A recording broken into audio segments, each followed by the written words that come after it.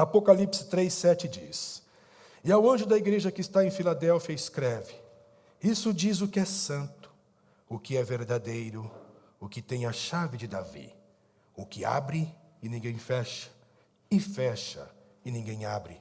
Conheço as tuas obras, eis que diante de ti pus uma porta aberta, e ninguém a pode fechar. Tendo pouca força, guardaste a minha palavra, e não negaste o meu nome. Eis que eu farei aos da sinagoga de Satanás, aos que se dizem judeus e não são, mas mentem. Eis que eu o farei que venham e adorem prostrado aos teus pés, e saibam que eu te amo. Como guardaste a palavra da minha paciência, também eu te guardarei da hora da tentação, que há de vir sobre todo o mundo, para tentar os que habitam na terra. Eis que venho sem demora. Guarda o que tens, para que ninguém tome a tua coroa. A quem vencer, eu o farei coluna no templo do meu Deus, e dele nunca sairá. E escreverei sobre ele o nome do meu Deus, e o nome da cidade do meu Deus, a nova Jerusalém, que desce do alto do meu Deus, e também o meu novo nome. Quem tem ouvidos, ouça o que o Espírito diz às igrejas. Irmãos, aqui nós estamos refletindo sobre as igrejas do Apocalipse, e essas igrejas já tenho conversado com os irmãos, dizendo que no tempo bíblico essas igrejas eram reais, com pessoas reais, com problemas reais, com endereços reais, não eram igrejas de fábulas, não eram igrejas de história de carochinha, não eram igrejas fictícias, eram igrejas reais, com endereços reais, e esta é a penúltima igreja que nós estamos refletindo, que estamos conversando, e domingo que vem, se Deus assim permitir, nós iremos terminar então esta série de mensagens falando sobre as igrejas do Apocalipse, onde eu já disse aos irmãos que essas igrejas elas nos representam. A igreja em Filadélfia, nós vamos ver que está na cidade que recebia este nome, porque a igreja naquela época, ela recebia o nome da própria cidade. Então, se a cidade se chama Filadélfia, a igreja naquela região também se chamava Filadélfia. Logo, esta cidade, ela subsiste ainda hoje, como a igreja em Sardes, como a cidade de Sardes, que nós vimos domingo passado. Filadélfia existe ainda hoje com o nome na atual Turquia de Alezehir. Então, se você viajar para a Turquia, você pode visitar a cidade de Alezehir. É a antiga Filadélfia, e o nome Filadélfia significa literalmente amor fraternal. E a cidade recebe este nome justamente por causa do cuidado que ela tem com uma categoria de pessoas. Pois quando olhamos para a sociedade ela é mista. Nós temos diferentes classes sociais dentro da sociedade. E quando olhamos para essa sociedade mista, nós vamos ver justamente que algumas pessoas estão à margem, algumas pessoas estão esquecidas, algumas pessoas estão na deriva, estão justamente jogadas de escanteio. E se nós olhássemos para Deus e se perguntássemos para Deus se Deus escolhe um lado, se Deus ele tem a opção para um grupo de pessoas, eu posso te garantir com total certeza que Deus vai escolher o lado daquele que é oprimido, o lado daquele que foi jogado de escanteio, o lado daquele que foi vituperado, o lado daquele que não tem recursos. Então, quando olhamos para a cidade de Filadélfia, Filadélfia justamente cumpria o mandamento que Moisés, ele escreve falando sobre essa categoria de gente: o órfão, a viúva e os estrangeiros. Por estrangeiros, esses são tanto aqueles que vieram de outras nações, de outras nacionalidades, como também aqueles que vieram de outro estado. Pois quando falamos de estrangeiro que veio de outro estado ou de outra nação, talvez ele veio para cá, por exemplo, para São Paulo, para tentar ganhar a vida. Então lá onde ele estava difícil. Ele não conseguia emprego, ele não conseguia estudo, ele não conseguia recurso, ajuntou um dinheirinho, veio tentar fazer a vida em outro país, em outra cidade, e quando chega naquela outra cidade, naquele outro país, naquele outro estado, ele também não tem sucesso, ele também não consegue os seus recursos. Esse estrangeiro que agora também não tem dinheiro para voltar à sua terra natal, ele fica à deriva, ele fica à margem, ele fica jogado pecado e pode ser um morador de rua, viver em condição de rua. Então, quando nós olhamos para a Bíblia Sagrada, nós vamos ver Moisés, nós vamos ver os profetas, sempre lembrando o povo para cuidar dos órfãos, das viúvas e dos estrangeiros. Inclusive, o dízimo que era arrecadado na casa do tesouro, ele era e deveria ser arrecadado para suprir a necessidade do órfão, do estrangeiro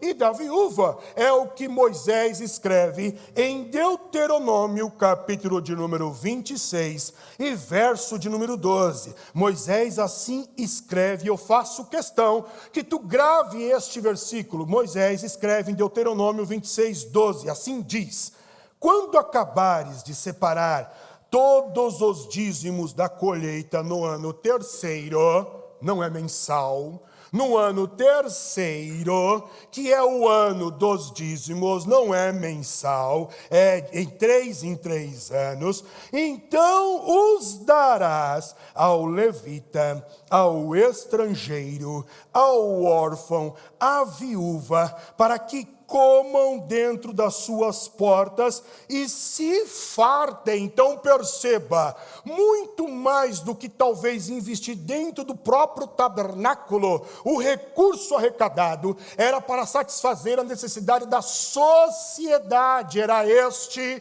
o objetivo para se arrecadar os dízimos. Voltando lá para Filadélfia, quando olhamos para o significado do teu nome, a amor fraternal, onde ela cuidava dos órfãos, da viúva, dos estrangeiros, nós vamos ver que dentro da igreja de Filadélfia não existia alguns sentimentos facciosos, alguns sentimentos impuros, como por exemplo os ciúmes, a inveja, o egoísmo, o egocentrismo, onde tais sentimentos eles provocam conflito, eles provocam furdúncio, eles provocam fofoca, mexerico. Dentro da igreja de Filadélfia não existia tais sentimentos. E por que não existia tais sentimentos? Porque eles tinham o amor ao próximo, a generosidade ao próximo.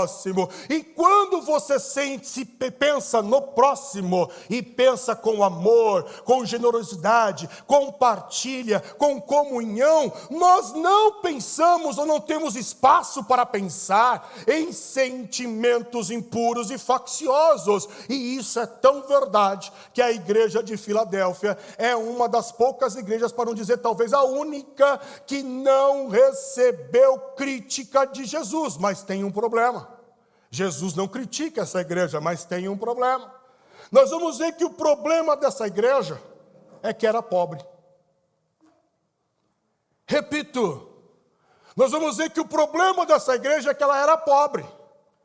E além deste problema, Jesus ainda diz para essa igreja que além de ser pobre, eles são fracos.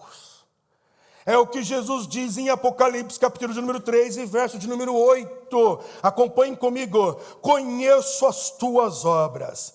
Eis que diante de ti pus uma porta aberta. Ninguém a pode fechar, tendo pouca força, ou seja, vocês são fracos. Guardaste a minha palavra e não negaste o meu nome. Então, quando nós olhamos para essa fraqueza, que tipo de fraqueza é essa? Que Jesus está falando com essa igreja de modo particular, de modo peculiar, de modo distinto. Que tipo de fraqueza é essa que Jesus está falando? E eu não acredito que é uma fraqueza no sentido de falta de obras, porque a igreja em Filadélfia tinha obras de amor, generosidade, de partilha, de comunhão. Ela tinha obras, era uma igreja pobre, mas ela, justamente pelo fato de ser pobre, com um pouco que tinha, e sentia a dor da pobreza, sentia a necessidade da pobreza que a pobreza traz, a carência que a pobreza traz, ela cuidava de quem também era pobre. Então os pobres se juntavam, cada um dava um pouquinho que conseguia dar, e eles satisfaziam a necessidade de outros pobres. Era pobre ajudando pobre, e eles não tinham carência entre eles, porque um estava ajudando o outro. Com um pouco que tinha, então não é obra, não é uma fraqueza por causa da ausência e da carência de obra. Também não é uma fraqueza por causa do número pequeno de membros, porque a igreja em Filadélfia talvez era bem assistida. E por que ela era bem assistida de membros? Porque lá se pregava o evangelho da verdade.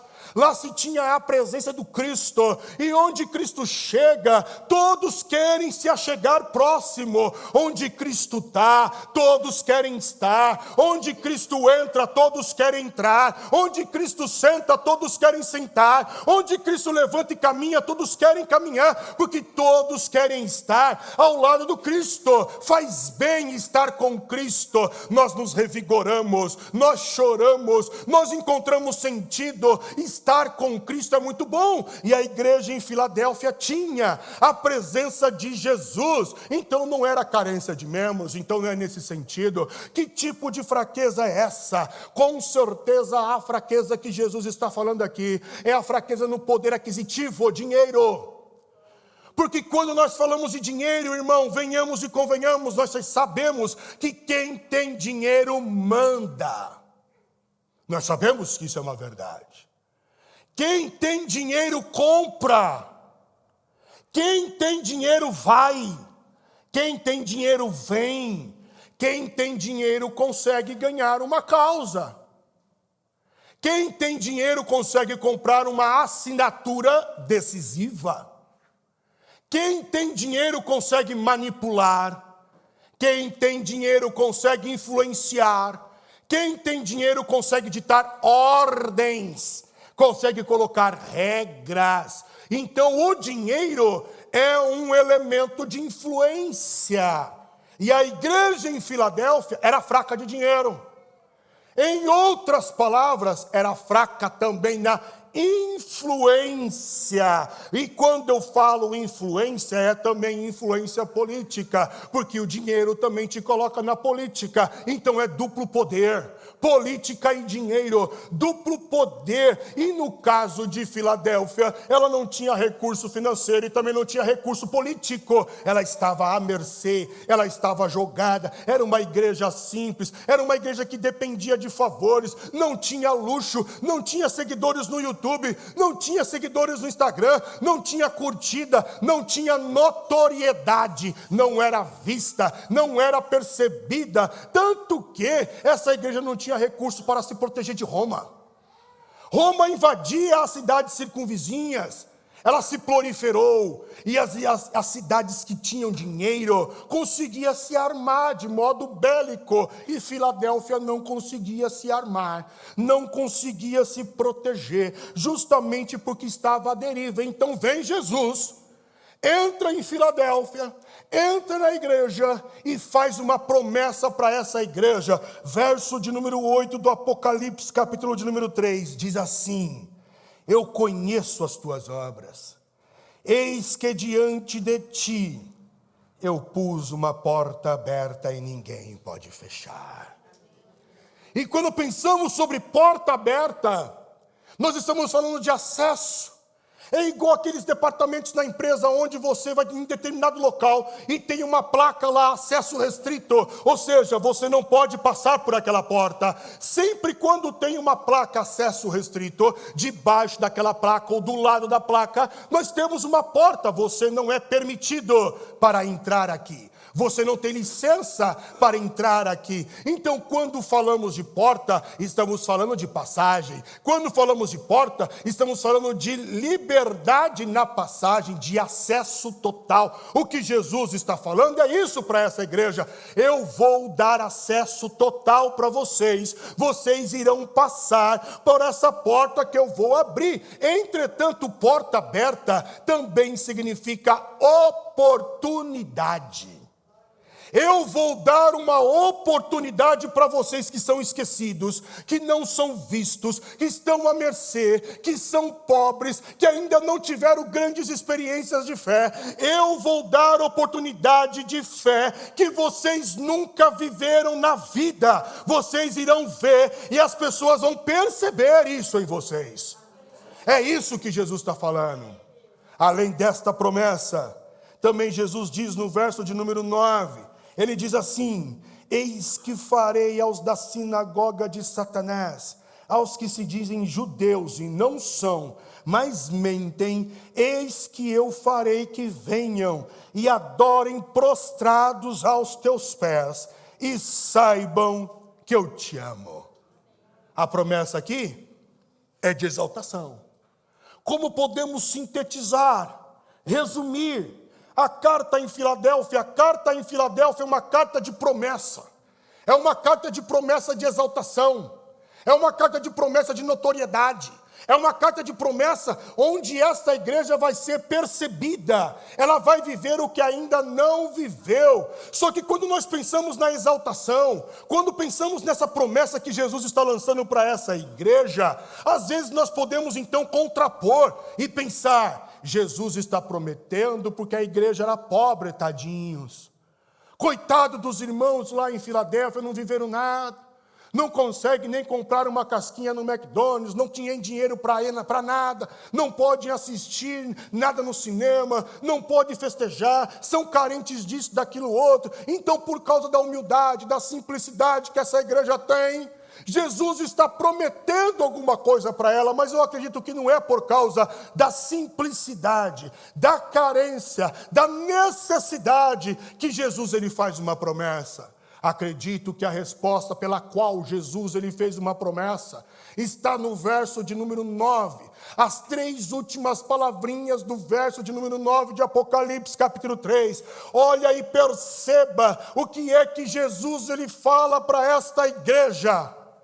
Eu te amo. Eu te amo. E se você já leu a Bíblia Sagrada pelo menos uma única vez na sua vida, ela inteira, você vai perceber, ou talvez se você já leu grandes trechos da Bíblia Sagrada, você vai perceber que raramente Deus se declara. Deus não é, por exemplo, que nem aquela pessoa um pouco mais melindrosa, um pouco mais melosa, que está sempre falando: como eu te amo, como você está lindo, como você está linda, como você é isso, como você, que fica paparicando. Deus não é assim. Ele não fica todo dia, todo o tempo inteiro falando para você que você é lindo, que você é linda. Ele não fica. Ele não fica falando para você que Ele te ama o tempo inteiro. Deus não fica paparicando. Jesus não fica paparicando. Deus não fica se declarando. Está certo que o amor de Deus é visto todos os dias. A graça dele, a misericórdia dele é vista-se todos os dias. É perceptível, é notório, e a essência é quando Jesus morreu. Entretanto, declaração não é todos os dias, não é o tempo inteiro. Agora tenta imaginar o privilégio dessa igreja, ouvir da boca do Mestre, da boca do Deus encarnado, ressurreto, da boca de Jesus Cristo, Ele falar assim, ó: eu te amo. Jesus demonstra para essa igreja o quanto Ele ama ela. E por que que Ele ama ela? Verso de número 10 de Apocalipse, capítulo 3, nós vamos ver. Porque essa igreja guardou-se na perseverança, foi perseverante, foi humilde, foi paciente, não deixou a sua humildade, simplicidade e generosidade, não deixou o carinho, a partilha, não deixou de trabalhar com o próximo. Em outras palavras, ela não se desviou da fé essencial do Evangelho. Então, quando Jesus olha para a igreja em Filadélfia, Jesus vê a sua imagem, porque o perseverante na dor é Jesus, homem de dores, é assim que a Bíblia chama Jesus. Aquele que é perseverante em fé, em modelo de fé, o autor da fé, o consumador da fé, é também Jesus. Aquele que sabe perdoar, que sabe dar segundas oportunidades, é também Jesus. Aquele que está com o braço aberto e é generoso para todo sempre, é também Jesus. Ele é tudo. Então, quando ele olha para aquela igreja, ele vê a sua imagem, ele vê a sua semelhança, e ele esboça, ele verbaliza: eu te amo. Como quando Adão ele está lá, está só no jardim, lugar bom para se habitar, sem problemas. Os problemas, pelo menos que você e eu nós passamos, Adão não passou. Falava cara a cara com Deus, mas parece que nem Deus às vezes é suficiente, porque Adão está triste. E quem percebe que Adão está triste antes do pecado é o próprio Deus. E Deus diz assim, ó, não é bom que o homem, ele viva só. Vamos fazer uma ajudadora. E eu fico pensando, como é que pode Adão naquela situação, conversando com Deus como conversou, e se sentir meio vazio? Como se alguma coisa precisasse completar Adão. Então Deus coloca um profundo sono em Adão. Adão dorme, e depois que Adão ele acorda, nós vamos ver que Deus traz um presente. O presente se chama mulher. E quando Adão ele olha para a mulher, ele não diz Eva. Adão não diz Eva. Eva e Adão não têm nome, são personagens na Bíblia sem nome. Adão e Eva não são nome. Quando Adão olha para Eva, ele diz Ava.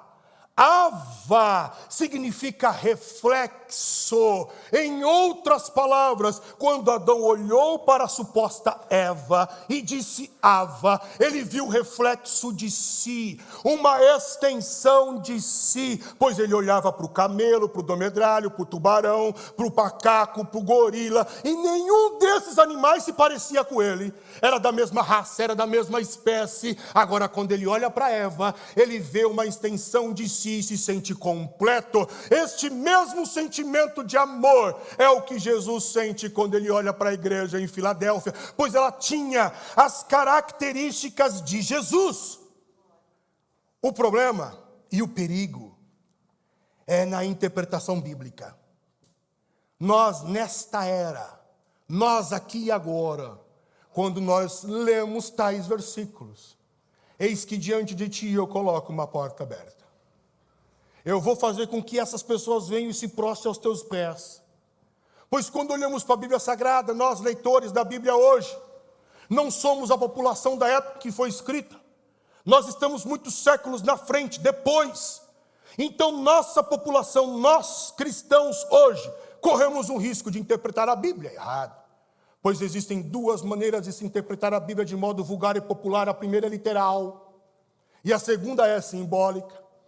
E para aqueles que leem os versículos da Bíblia e não procuram conhecer o contexto histórico, cultural, de que quando foi escrito aquele versículo, ele vai pegar aquele versículo no literal, e ele começa então a criar slogan em cima da porta aberta, em cima daqueles que vão se prostrar diante de nós, e ele cria slogan parecido com isso: pare de sofrer.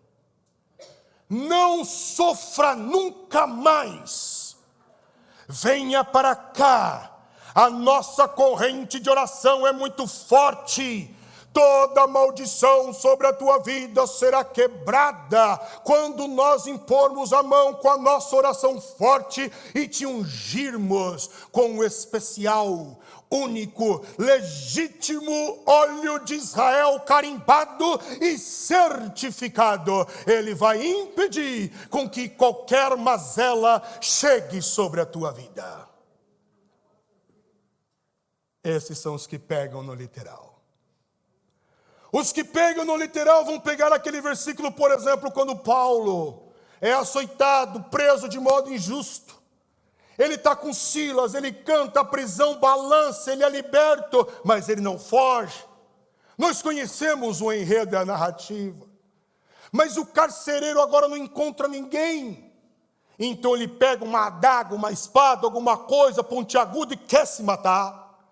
E quando ele vai se matar, Paulinho diz assim para ele: ei, não faz isso não, crê no Senhor Jesus e será salvo tu e tua casa. E nós, hoje, pegamos esse versículo no literal. Só que não. Tem parente, irmão, tio, tia, que mesmo eu crendo no Senhor Jesus, esses que citei, talvez outros, dão muito trabalho e chegaram até morrer e não se converteram. Então por quê? Se eu creio, porque você entendeu o versículo errado, porque pegou o texto no literal.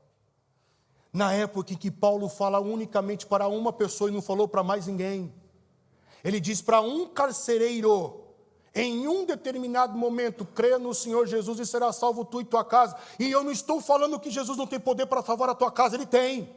Ele tem poder para salvar, porque a Bíblia diz que a palavra dele é que nem ferro, que moe as rochas, as pedras na penha. A palavra dele consegue destruir qualquer coração duro, ele tem poder. Entretanto, neste versículo em específico, nós temos um contexto machista, um contexto patriarcal, onde este homem vai chegar agora lá na casa dele e vai chamar a família. Todo mundo senta aqui agora.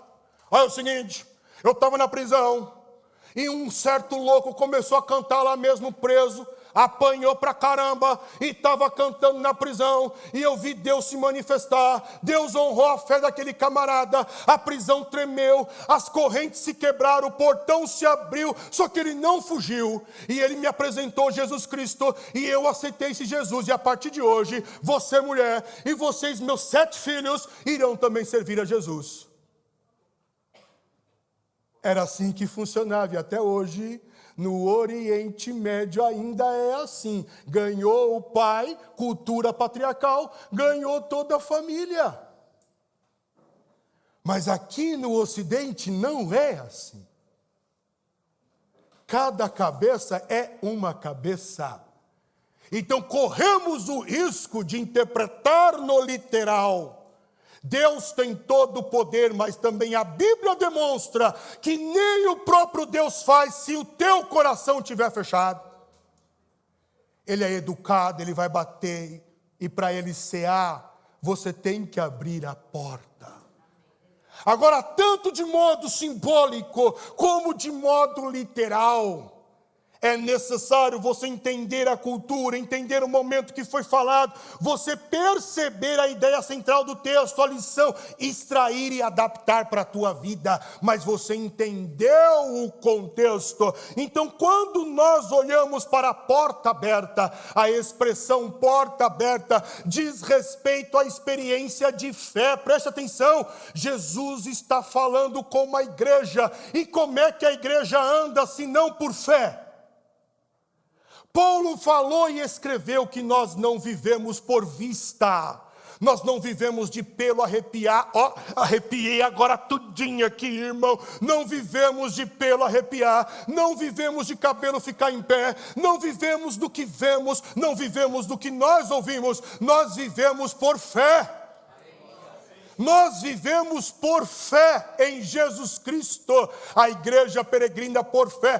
Porta aberta significa Jesus vai dar uma nova oportunidade de fé. As pessoas vão ter que reconhecer a fé que é escarnecida, porque todos nós, irmãos, na nossa peregrinação de fé sempre temos um parente, sempre temos um suposto amigo, um suposto colega de trabalho que escarnece da nossa fé, que cospe na nossa cara, que tira sarro da nossa crença, da nossa fé. É o que acontecia com a igreja em Filadélfia. Então, quando Jesus diz, eu vou dar acesso total para vocês, eu vou abrir uma porta para vocês, em outras palavras, vocês terão uma fé honrada, eu vou honrar a fé de vocês, vale a pena continuar perseverante.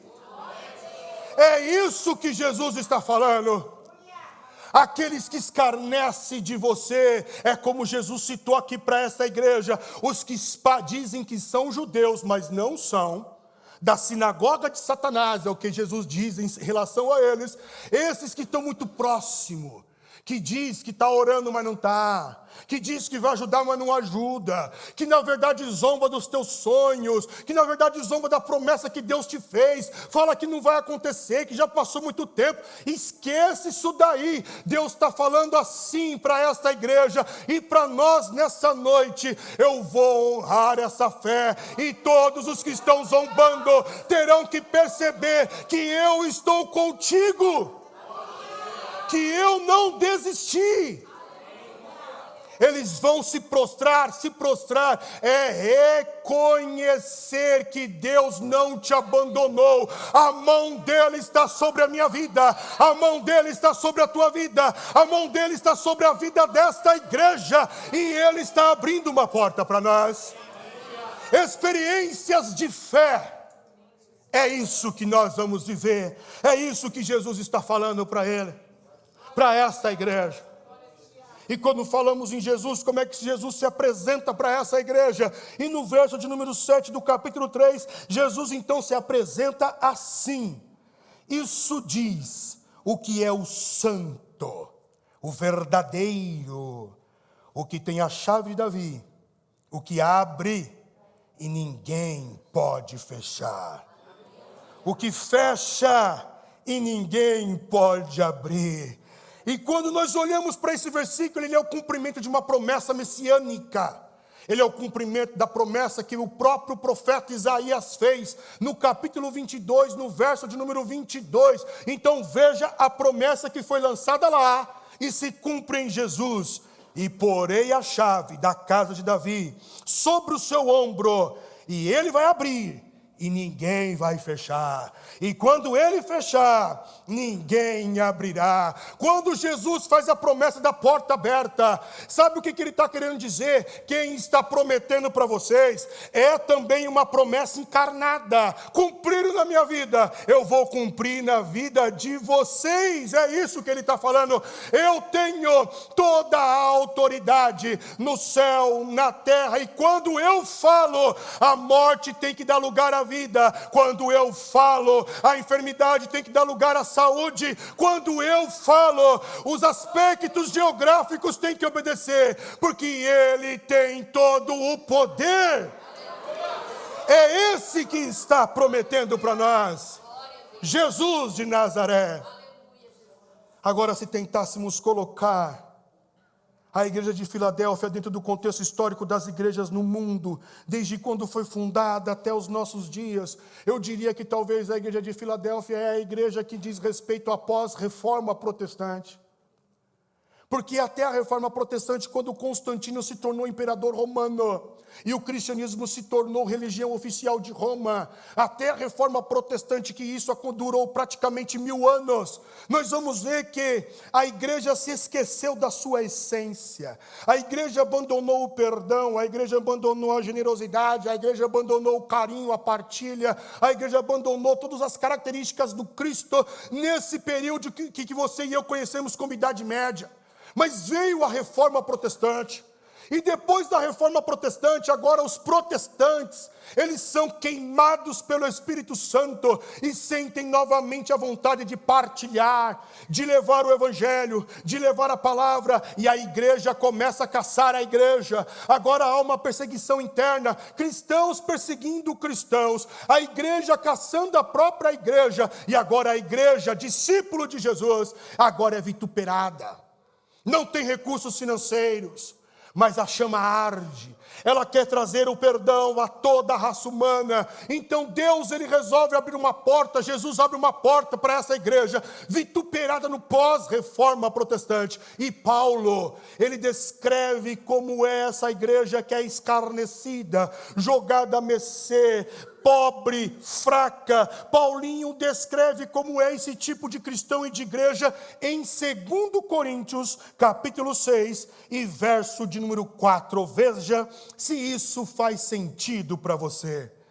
Antes, como ministros de Deus, tornando-nos recomendáveis em tudo, na muita paciência, nas aflições, nas necessidades, nas angústias, nos açoites, nas prisões, nos tumultos, nos trabalhos, nas vigílias, nos jejuns, na pureza, na ciência, na longanimidade, na benignidade, no Espírito Santo, no amor não fingido, na palavra da verdade, no poder de Deus, pelas armas da justiça, à direita e à esquerda, por honra e por desonra, por infâmia e por boa fama, como enganadores, mas sendo verdadeiros, como desconhecidos, mas sendo bem conhecidos como morrendo, e eis que nós estamos vivendo,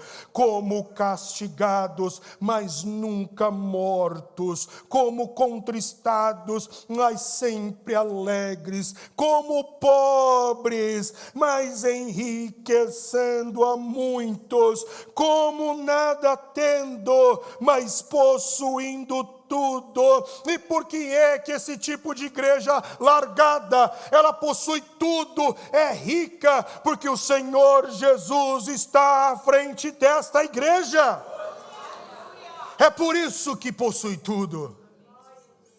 E nós, eu acredito que o Senhor Jesus está abrindo uma porta para a Igreja Batista Atos. E a porta que Jesus está abrindo para a nossa comunidade nessa nova etapa são de experiências de fé nunca vivida. Apesar de nós já termos vivido muitas experiências de fé, como a nossa igreja já comprou cama para irmãos que não tinham, já pagou meses de aluguel para uma família venezuelana, estrangeiro. E essa igreja sustentou esses estrangeiros aqui, enquanto estavam aqui pagando aluguel. Eu acho que é um ato de fé construir uma casa para uma família na condição em que nós vivemos. Eu acho que é um ato de fé, e essa igreja já fez isso. Conta de água, de luz, alimentar com cesta básica, roupas que já mandamos para o estado da Roraima, em tribos indígenas, em tantas outras tribos que nós já mandamos. Quantas roupas nós já doamos. Hoje a nossa igreja é convidada no abrigo, porque somos parceiro de doação e ajudamos os órfãos nos abrigos. A nossa igreja, eu já acho que isso é ato de fé. Mas Deus, nosso Pai, está abrindo uma porta para vivermos novas experiências de fé como nunca vivida. Mas Jesus também lhe dá uma advertência à Igreja Batista Atos, a turma da noite, a mais bagunceira. Jesus diz assim no verso de número 11: eis que venho sem demora.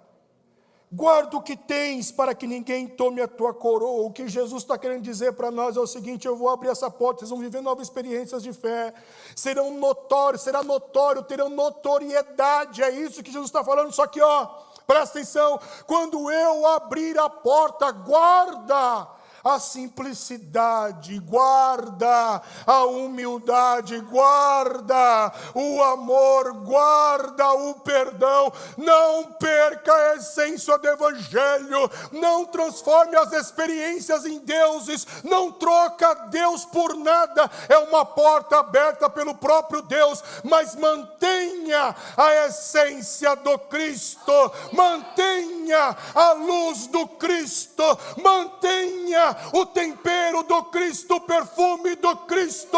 Nós não podemos desfocar, nós temos que continuar sendo o sal dessa terra, a luz deste mundo, porque senão nós vamos continuar fazendo o que todo mundo está fazendo, e não é o que Deus quer para nós.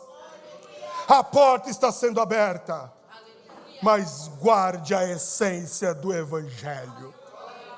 É para isso que eu tenho orado todos esses dias. Eu tenho orado para que Deus ele venha trazer para nós humildade, irmãos. Eu tenho orado para que Deus venha trazer para nós o quebrantamento de espírito.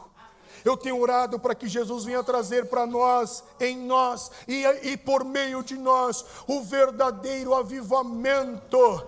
Eu tenho orado para que tenhamos conversões genuínas. Eu tenho orado para que tenhamos corações dispostos a servir, a trabalhar, às 24 horas se doar em prol do reino das pessoas. Pessoas que servem a Jesus, que exalam a Jesus, ao ponto da comunidade começar a pensar assim, aquela igreja é diferente.